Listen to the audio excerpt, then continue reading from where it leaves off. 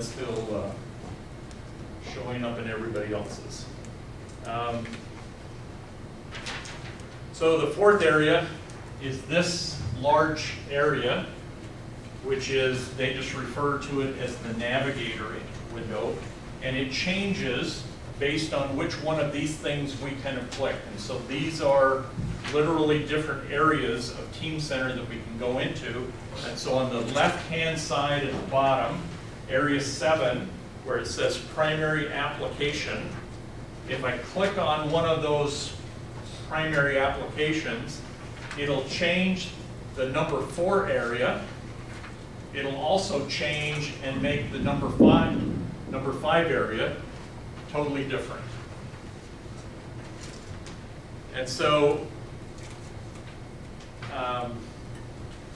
what I would ask that you do this week, since in lab next week we're going to be trying to get you hooked up and using Team Center Engineering, I would like you to familiarize yourself with the sheet that I've handed out here at BYU. It is page 2-6 and 2-7 out of the Getting Started with Team Center document that's up on TCC. And I would like everyone to actually reference that document. It's, I don't know, 60 pages. The front 2 chapters are just very a high-level summary.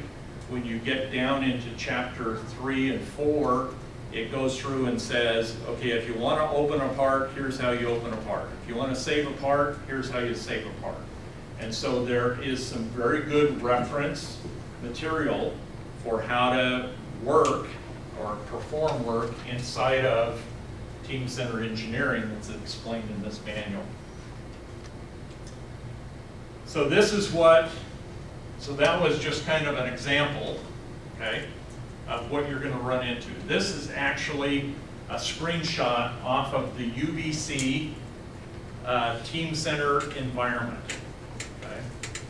So if you look at this, once you get logged into it, it's going to look very much like this, and it depends on which one of these things are selected. If you notice right now, we've got this Getting Started with Team Center selected.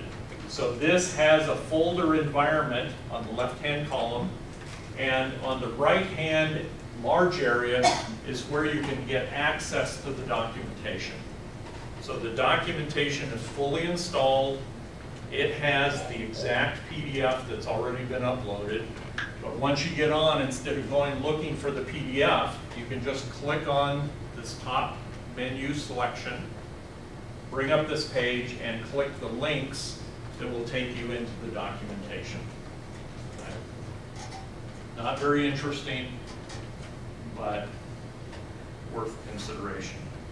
The next application area that we're going to look at is this My Team Center area. So when you click on that, it'll show you this type of a screen. What you'll notice is that in this area, up at the top, the application banner has changed, and one of the icons that we can identify there is the NX icon. We don't have at UBC the CATIA Manager loaded yet, but when the CATIA Manager gets loaded, there will be a CATIA icon there. Okay. If we click on the NX icon, it will automatically launch NX for us. As it launches NX or CATIA, what we'll want to do is we will want to either start a new file or open a file that's out there on the database. This is an example of starting a new file. So we click New, or go down the File menu and click on New. And the thing that we want to do is make sure that when we save the document, that it's saved out under the Team Center environment instead of forcing it to save locally on our C drive or on our J drive here at BYU. So we did new, and we have to basically answer these prompts. The first one that it comes up, it's asking if you want some kind of a number identifier associated with it. That's a part number. Industry always deals in terms of part numbers, not in terms of file name. So it's asking you to kind of identify a part number. If you don't have any idea of what you should call it, just click assign, and it will automatically go out there, make up a number, and assign that number as the part number for your item. As you get down to the bottom of this list, and I recognize it's kind of difficult to read, but one of the things that you have to do is you have to tell it where to actually save this thing. And so if you go back through, you click on the folder, and you go back through and look, you will be able to see all kinds of folders, and those folders are the folders that are inside of the Team Center engineering environment. If you don't see one that has your part name, the RX7 team, if you don't see that folder, the first thing that you want to do is you want to create a new folder, give it the name RX7, announce to your team that you've created the RX7 folder, and then begin saving your models into that RX7 folder. Okay? So it's a operating system, like we discussed last time, and it's just a matter of you organizing the way you store and the way you write data. So here's an example of what I did this morning on the UBC site. So we created, I can't even read the thing. We created a BYU/UBC folder, and inside of that folder we created another folder called Project 1. And then inside of that, we started creating parts. And the first part that we created, we said just assign the number, and it went out and created a folder that had some 7, 8-digit number at the front of it as the part number, and then we typed in the file name, and the file name was engine. Right? And it used that to create 6 or 7 items. Most of these items are just database elements. There's only one thing in that list that is the real part file. That is the .prt. Everything else is kind of reference information. Now there's also one other file in this list that is a JT file, which is a lightweight viewing file that if you click on, it would show up here in the window. Okay? So most of this stuff, just database stuff. There's 2 files that are kind of graphics and representation. One is the part, the other is the JT file. Now what happens, so I create the part, I put it out there, I save it. What happens the next time I go into it and I grab that part? Is it going to force me to save it off as a new version? It's not going to force me because I'm the owner of it, right? So I can just keep working on this part, working on this part, working on this part, and just keep saving it back as version 1. What happens when I tell Team Center that I'm done working on it, that it is a released document? Well, at that point in time, I can't even go in and change it. If I release it and it becomes an official document, then from that point on, regardless who goes in there, they have to go in and change it to a new version. If I'm working on this part and I just keep working on it and it's sitting out there, but somebody else on my team grabs it and they start working on it, what should Team Center Engineering Team Center do when they go to save it? They should recognize that, hey, this is a different person working on it. They should say, you can't save on top of that. Do you want to change the version? And force that person to save off a new part. Okay? So as long as you own it and you work on it, it should allow you to just keep saving it. a team member grabs it and messes around with it, it's going to force them to save it under a different name.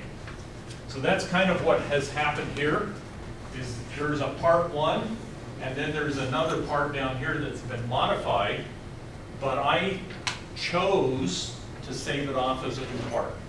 So I did part 1, and it looked really great, but then I noticed that I needed a duplicate of that with a slight modification.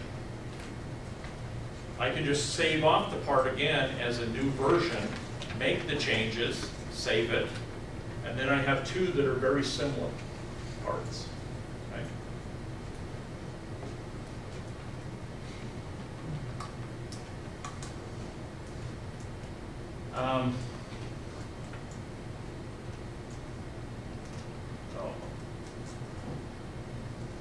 One other thing that we'll mention, and that kind of brings us to the end of our discussion today, because we don't have the link working here at BYU between here and UBC. I've had to use a join.me this morning with Alan Steve to be able to work on his environment.